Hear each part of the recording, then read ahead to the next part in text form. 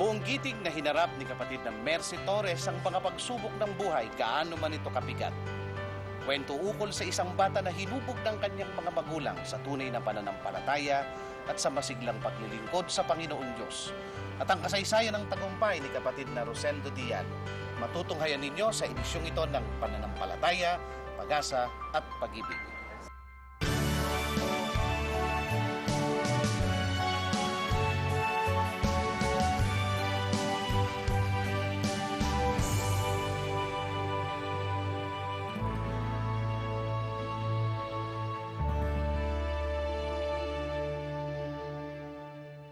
Ang mga di maiiwasang suliranin ay nagsisilbing pagsubok sa pananampalataya at katatagan. Gaya ng ginto na pinararaan sa apoy upang subukin, tayo man ay dumaraan din sa lahat ng mga ito upang mapatunayang dalisay ang ating pananampalataya at upang tayo'y paging tapatin sa kaharian ng ating Panginoon Diyos. Kaya buong giting na kinakaharap ng mga kaanib sa Iglesia ni Cristo ang mga pagsubok ng buhay, gaano man ito kabigat. Nananangan sa matibay na sandata ang pananampalataya sa ating Panginoon Diyos. Tunghayan po ninyo ang pinagdaanang pagsubok ni kapatid na Mercy Torres.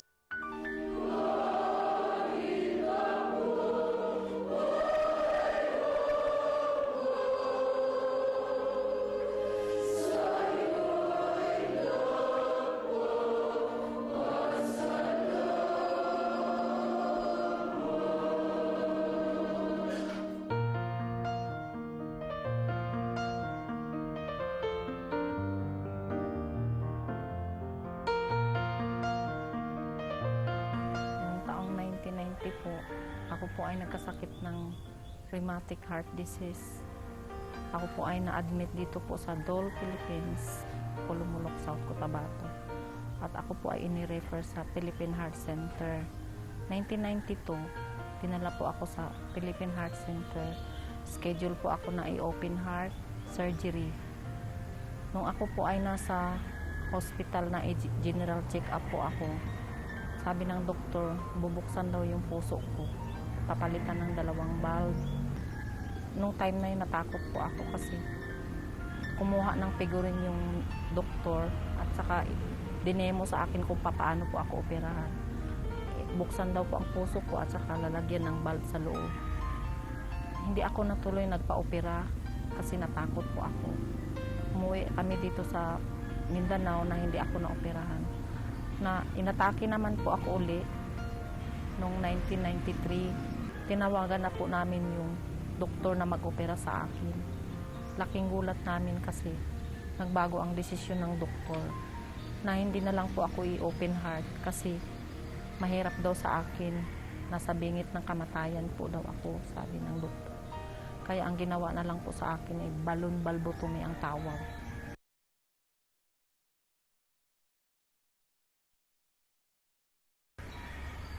Nakaranas po kami ng matinding pagsubok sa buhay. Pag-uusig.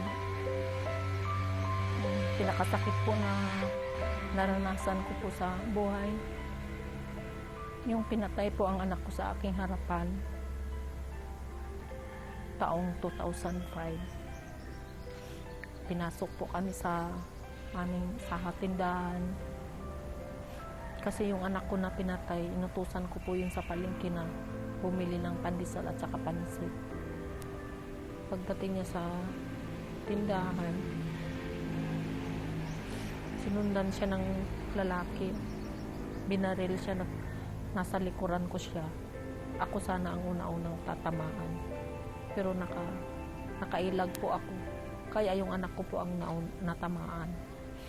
Pagka natamaan na siya, sinigawan ko na, takbo King, takbo.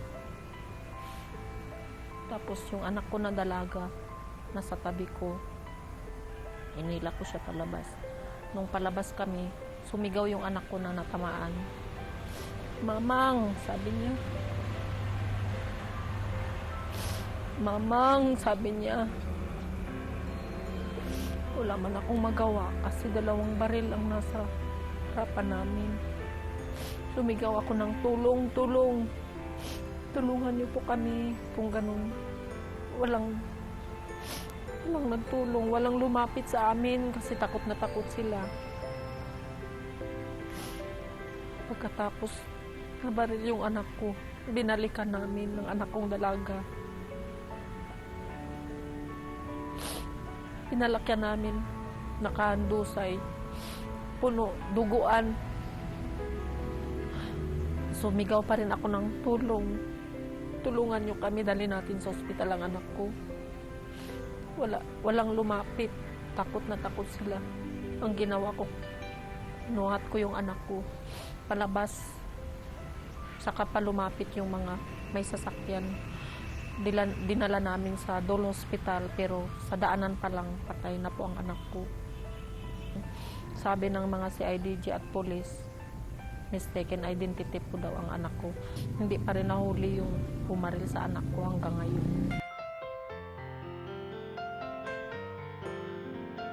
Lumipas ang araw, buwan. Patuloy pa rin akong tumutupad ng aking tungkulin. Lalo akong tumibay, tumakas. Sabi ko, kaya ko ito dahil ako Iglesia ni Cristo. At ako isang mang-aawit ni Cristo. Kayang-kaya ko ito. Sabi ko ganun. Halos araw-araw. Nasa kapilya po ako.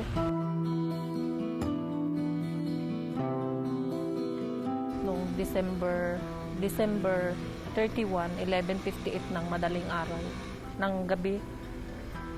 Bagong taon po yun. Habang nagsasaya yung mga tao sa pagsalubong ng bagong taon, ako naman ay muling inatake at hirap na po ako sa paghinga.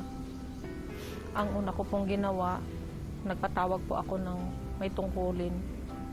Kapatid na laid po ang pumunta at isang Diakonesa, si Karine Bravo. Pinanalanginan po nila ako at pinahiran ng langis. Tsaka ako sinugod sa ospital sa tulong ni Paing Mariano, yung isang Diakono po dito. Pagdating doon sa St. Elizabeth Hospital, ang sabi ng doktor, kung hindi daw ako maoperahan, talagang mamatay na daw ako. Yung time na yun, walang-wala po kami. Wala kaming pera.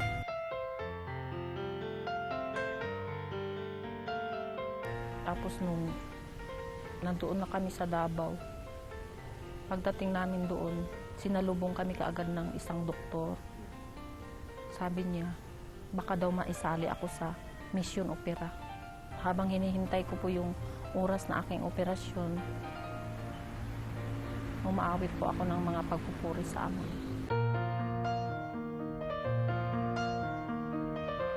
Pagdating ko doon, kumpleto na po ang line-up ng ooperahan. Sabi niya, pagka na may mag-back out daw doon sa ooperahan, ako daw po ang ipapalit. Kaya mahigit 10 araw pa po akong naghintay. January 26 po, 2009, ang start ng operation. January 29 ang last. January 28 po ako tinawagan. Pinuntahan sa room ko na yung consultant ng Davao Doc, si Dr. Maruya, nasabi niya sa akin, nasali daw ako sa operahan. Wala kaming kapira-pira noon, pero dumating ang mga tulong ng kapatid ko. Mga may tungkulin dito sa lokal ng Tupi po. Malaki po ang tulong ng pagpapanalangin nito sa akin. Nagsagawa po sila ng panalangin para po sa akin habang ako'y nasa hospital.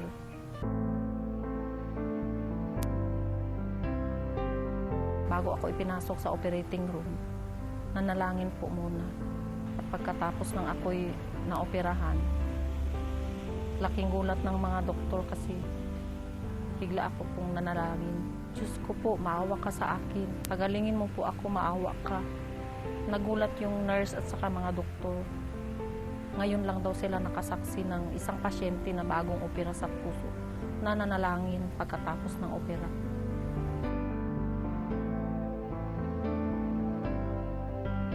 Dahil lahat po ng mga mapapait na karanasan ay napagdaanan na po namin, lalo pong tumatag ang aming pagsasama ng mag-asawa at buong pamilya. Lalo po kaming tumibay, lalo na sa paglilingkod sa Ama. Malaki rin po ang pasalamat ko sa lahat ng taga-Tupi, may mga tungkulin. Kahit Hindi sa financial, sa moral support, sa panalangin sa Ama. Malaki talaga ang maitulong ng panalangin. Taimtim na panalangin.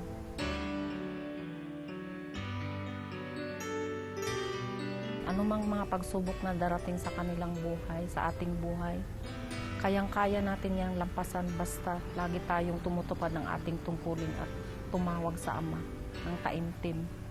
Sa gitna ng ating pagpupunyagi sa araw-araw, sa pakikipagkapwa, sa ating mga pangarap at hangarin sa buhay, dapat nating ilagak ang ating puso sa ating Panginoon Diyos na makapangyarihan sa lahat at tunay na umiibig sa atin. Magbabalik po ang palatuntunang pananampalataya, pag-asa at pag-ibig.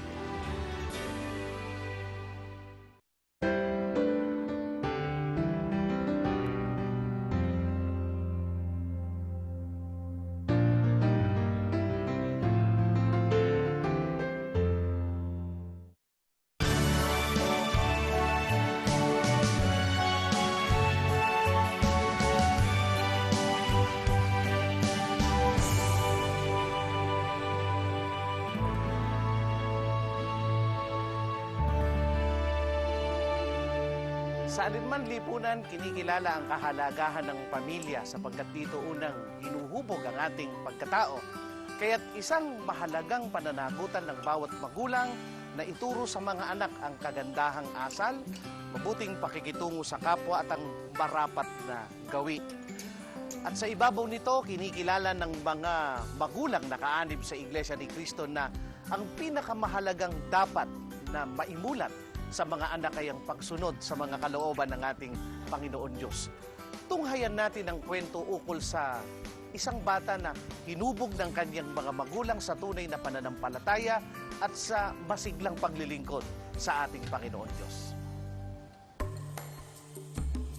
Ang Vitali ay isa sa mga liblib na barangay ng Zamboanga. Ang malawak na sakahan at mga palaisdaan ang pangunahing pinagkukunan ng ikinabubuhay ng mga taga rito. Papasikat pa lamang ang araw. Abala na ang batang si Tonton sa kanyang gawain sa kanilang palaisdaan. Sa tuwing walang pasok sa eskwela, nakaugalian na niyang pumunta rito upang linisin at tingnan ang kalagayan nito habang pinalalaki ang mga isda. Sa murang gulang pa lamang na 10 taon, mababakas na sa kanya ang pagiging bihasa sa gawaing ito. Ang fish pond na ito ay pag-aari ng mga magulang ng batang si Tonton. Dito nang gagaling ang kanilang ikinabubuhay. Sa murang gulang pa lamang ni Tonton ay napapakinabangan na siya sa pagsinop ng kanilang kabuhayan. Kaya naman totoong kinagigiliwan siya ng kanyang mga magulang. Kung ano man yung trabaho ng tatay niya, kung kaya niya, makatulong talaga siya. Pag may mahuli kami ng sugpo, alimango, siya ang nagbebenta. Hindi lamang sa hanap buhay ng mga magulang nakakatulong si Tonton. Sinakasa yun, tayo dami tatakay. Sinakasa lang naman yung patase. Sinta lang ayuda yung tata. Sini minana yung ayuda. Para siya na tayo yung trabaho ko sa ase. Kita niyo ko sa aserta. Niyo mga mayores, ensinya conmigo para kita kami ben bata, aliso, trabahante, para otro día agundal di among vida. Hindi lamang sa kasipagan iminulat siya ng kanyang mga magulang na mga may tungkulin sa iglesia, kundi higit sa lahat ay sa tunay na pananampalataya. Lumaki siya ng nasa paglilingkod. Kasi noong siya ay ipinanganak, siyempre nasa tungkulin kaming mga magulang niya. Lumaki siya na dala-dala namin sa kapilya kung kami tumutupad hanggang nagkaroon siya ng kapatid. Dahil sa pananampalatayang kinamulatan, natutunan din niya ang manindigan sa harap ng malaking pagsubok sa paglilingkod sa Diyos na pinagdaraanan nila at ng maraming mga kapatid sa kanilang lugar. Manadaki kapatid, lewat kami na Pwede sila sa adorasyon ko ng Diyos. Ulan, sol, kami na sila. Maludo, sabot. Ganyan po ang distansya ng kapilya. Yan po talaga ang pinakasentro ng mga kapatid. Pagka wala po silang pamasahe, ang ginagawa po nila ay talagang naglalakad po. Ang ibang mga kapatid po ay galing pa sa bundok, mga 8 kilometro ang nilalakad. Ang iba naman po ay sumasakay pa ng pump boat para makarating sa mga pagsamba. Sapagkat para po sa kanila, kaaliwan po nila ay yung araw po ng pagsamba. Ang totoo po niya, buong sambahayan ho yan. Simula po doon sa kanilang mga anak, sama-sama po sila para sumamba po. Parte sa amo ang pamilya, mga 7 ka kilometro ang amo ang lakawon kung wala may ipamasahe. Pero kung na may ipamasahe, mga 4 ka kilometro ang among lakawon. Dito man may sa bukid. Kalya pa sa kami kuan, tormento kayo, pero okay lang. Noy kami palta na simba. Sa harap ng malaking pagsubok na kanilang pinagdaraanan, nang tanungin ko si Tonton kung ano ang pangarap niya paglaki niya. Quiero ministro. Quiero kita ministro. Igual kung Kuya Herald. Kasi Kuya Herald tandalaw ka namon. Para iyo tamin kita ministro. Iyo tamin mandalaw kan otro ente. Dahil amon mga kapatid. Tansimba sila. Dasig sila. Ang isa pang dahilan kaya't nais niyang maging ministro ay sapagkat marami pa sa kanilang mga kamag-anak ang hindi pa kaanib sa Iglesia ni Cristo. Quiero kita ministro para manada que entre iglesia. Entre el mga panimilya, junto kami andaman simba para junto kami recibir adoración del Dios. Quiere kat man ministro mi anak para grande bendición del Dios kanamo entero pamilya. Si tiene ministro anak, ta asirat yun di mi promesa que esos dos ay queda kaso tiene buen futuro pati ese hombre anak mío, tikura kat yung ase ministro nese. Isang karaniwang bata, ngunit hindi pang karaniwan ang minimithi sa buhay. Na sa murang gulang niya ay nakilala na ang kahalagahan ng mga ministro at mga manggagawa sa kapakanan ng paglilingkod ng mga kaanib. At sa harap ng pinagdaraan ng pagsubok, sa halip na panghinaan ng loob, ay sumibol sa kanyang damdamin ang isang maalab na pagnanasa na ipagmalasakit ang mga kapatid sa iglesia. Kasama niya ako sa pag-asama na sa tulong ng Diyos ay matupad ang kanyang pangarap. Sa isang nagmamahal na magulang, siya'y gumagabay at nasa likod ng kanyang mga anak sa pag-abot nila ng kanilang pangarap upang makamit ang hinahangad na tagumpay. Magbabalik po ang palatuntunang pananampalataya, pag-asa at pag-ibig.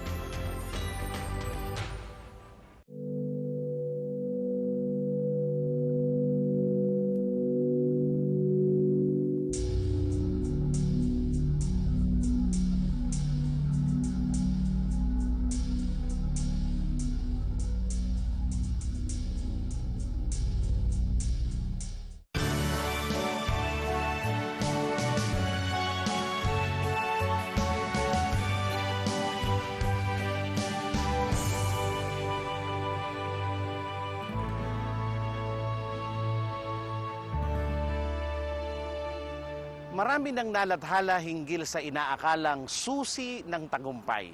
Marami na ring nasulat na mga aklat tungkol sa mga naging karanasan ng mga taong nakapagtagumpay na nagsilbing inspirasyon sa atin. Gayunman, higit sa mga kaalamang ito ay ang ipinapahayag ng banal na kasulatan na anuman ang ginagawa mo'y pagbuhusan mo ng buo mong makakaya. Mahalaga na ating matutuhan ang kahulugan nito upang tayo'y magtagumpay sa ating mga pangarap sa buhay. Panoorin natin ang kasaysayan ng buhay ni kapatid na Rosendo Dial na hindi lamang nakarating sa pagtatagumpay, itinaguyod niya rin ang utos ng Diyos na ibigin ang kapwa.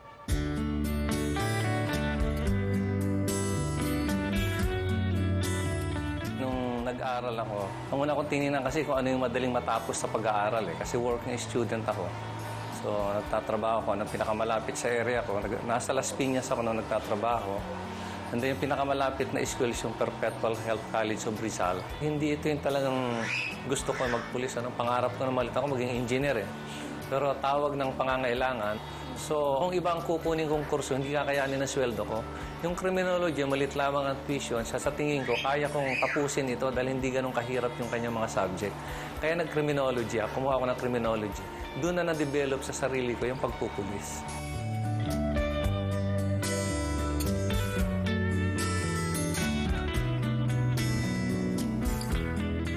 Graduate ako ng college as a graduate ng Bachelor of Science in Criminology sa Las Piñas noong 1982.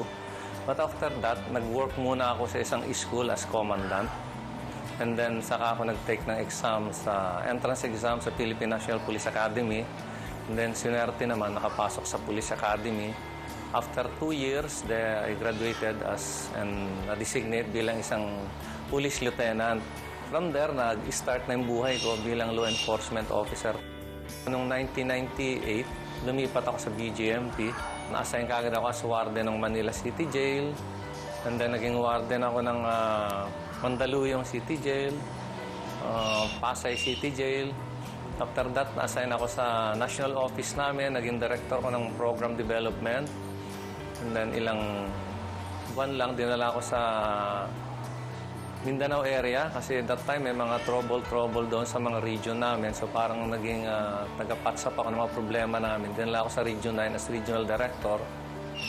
After that, nagka-problema ulit yung training center namin. Dinala ako sa training center sa Laguna. And that time, nagkaroon ako ng idea na magpa-promote na nga para sa pagiging general. Although, that time ako pinaka-junior pero qualified naman ako. So, na-appoint ako as general noong 2006 that time. So, nag-start din yung pag-aspire ko na maging hepe na ng BJMP kasi yung mga sinusundan ko, puro mga retirable na. Noong 2008 nga, nag-retired yung lahat ng mga senior officer ko. Ako na yung most qualified. So, na-qualified na ako as na naging chief na ako ng BJMP until this time.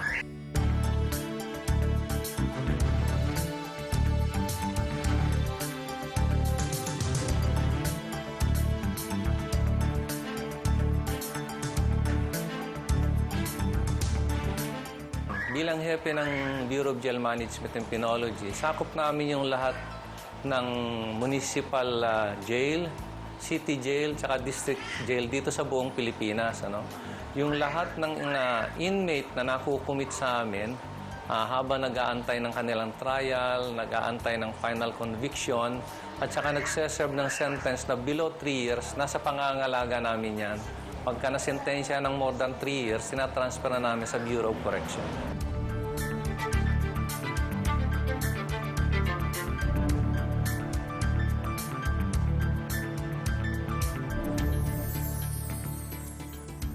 Simula nung mag-join ako rito at saka nung maging happy ako sa pag-iikot ko sa throughout the country natin, nakita ko napakahirap ng kalagayan ng inmate natin.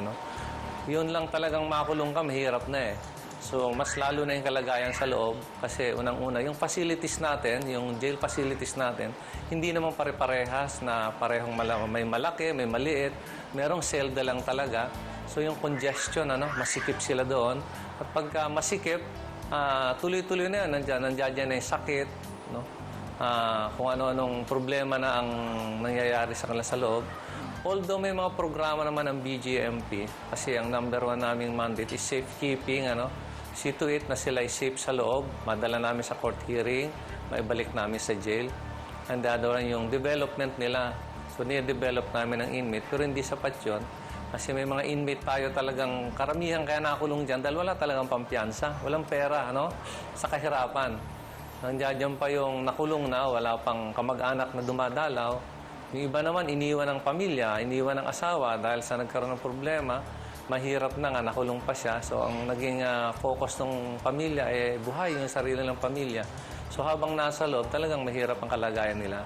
So aside dun sa mga programa natin, kasi meron kami yung Inmate Welfare Development Program. So habang nasa loob sila, binibigyan natin sila ng mga medical attention kung may mga sakit sila dyan. Nakipag-coordinate tayo sa local government, sa mga NGOs, kasi kulang din yung budget namin para sa gamot. So nagkakandak tayo ng mga outreach program, medical, dental program para matugunan yung pangangailangan nila sa medical. Ano? Naniniwala rin naman ako na hindi pa naman katapusan yan ng lahat habang nariyan sa loob, may pag-asa pa. At saka habang may mga problema sila, isa lang naman makakatulong sa kanila ang Diyos. Wala nang iba Yung mga kamag-anak nila kasangkapan na lang yan para matulungan yung problema nila.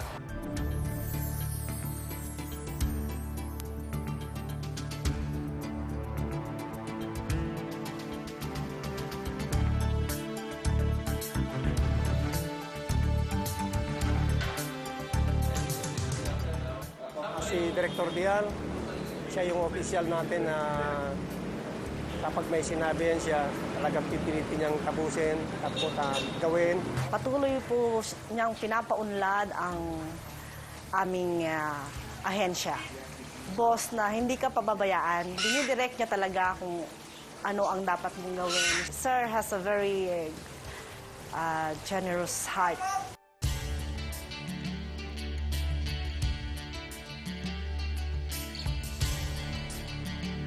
Pagiging miyembro ng Iglesia ni Cristo, malaking bagay sa pamamahala ko sa piitan. Kasi nai-impart ko ron, hindi lamang yung pananatili sa paniniwala sa Diyos, kundi yung patuloy na paglilingkod sa Diyos. Yun ang lagi nating sinasabi sa kanila. Patuloy tayong maglingkod sa Diyos kahit ganito. Lalong-lalo na sa ganitong kalagayan ninyo habang kayo nandito sa loob ng piitan. Minsan kasi walang dalaw. Pagkatapos, pinapacilitate natin kung paano na lang matitrace yung kanilang mga pamilya sa labas. Natitrace natin, tapos pagka pinagtatagpo nga natin, nakikita natin talaga halos nag-iiyakan. Yung iba naman talagang masasabi natin talagang nung nasa labas maloko. And then pagdating sa loob, pagka na-introduce mo na yung paniniwala sa Diyos, yung paglapit sa Diyos, paglilingkod sa Diyos, talagang umiiyak sila. Talagang nagbabago sila.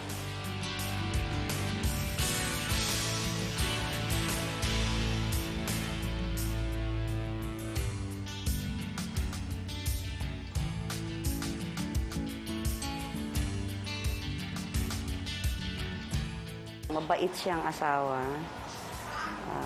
maunawain. Although minsan nagkakaroon din kami ng hindi pagkakaunawaan, normal lang sa isang mag-asawa yon. Pero he see to it na mamemend yung broken pieces. At bilang ama naman, sasabi kong napaka-responsable niyang ama. Mapagmahal at mabait sa mga anak. Isa po siyang mabait na ama, mapag-alaga. Pag sa pag-aaral, maasikaso, pinapaalala niya po kung ano mga dapat namin gawin, asikasuhin. He see to it na bago matapos ang buong maghapon, na-check niya kami lahat kung narito kami sa bahay, kung okay ang aming buhay. Sa pagsamba naman po, lagi niya pinapaalala na huwag namin kakalimutang sumamba, huwag namin kakalimutan ng Diyos. Nakita ko siya bilang ehemplo. Nakita ko sa kanya yung kagandahan ng kanyang pananampalataya. Kahit siya'y busy sa trabaho, he see to it na may time siya para makasamba siya. Pangaral namin sa mga bata, yan ang huwag ninyong kalilimutan sa buhay ninyo. Hindi kayo magiging successful without that. Ang example nyo, father nyo. Kaya siya naging successful na ganyan sa buhay niya. Dahil alam kong ando ng faith within his heart.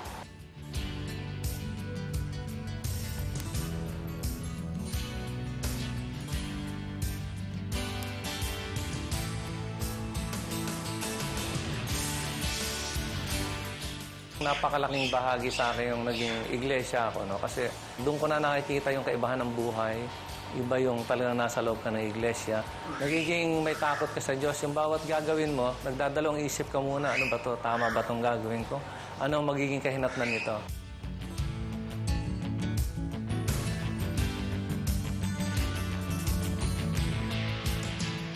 ng conviction natin sa buhay, yung patuloy nating paglilingkod sa Diyos, na alam nating wala namang iba pa tayong pupuntahan na kundi ito na lamang sa loob na lamang ng iglesia. Ito na talaga yung nandito yung ating kaligtasan sa buhay natin. Lahat naman tayo dito naglalakbay lamang. So kung ano man ang kalagayan ko ngayon, yan ay binigay lamang sa akin ng Diyos. Siguro naging bahagi lang ako para may parating ko sa tao kung anong kagustuhan niya. Sana'y nakapagbigay sa inyo ng inspirasyon ang edisyong ito ng Pananampalataya, Pag-asa at Pag-ibig. Subaybayan pa po ninyo sa mga susunod na mga pagkakataon ng mga panayam, salaysay at kwento na naghahayag ng mga gawang bunga ng pananampalataya, matibay na pag-asa sa Panginoon Diyos at sa ating Panginoong Hesukristo at mga pagpapagal sa paglilingkod, udyok ng pag-ibig.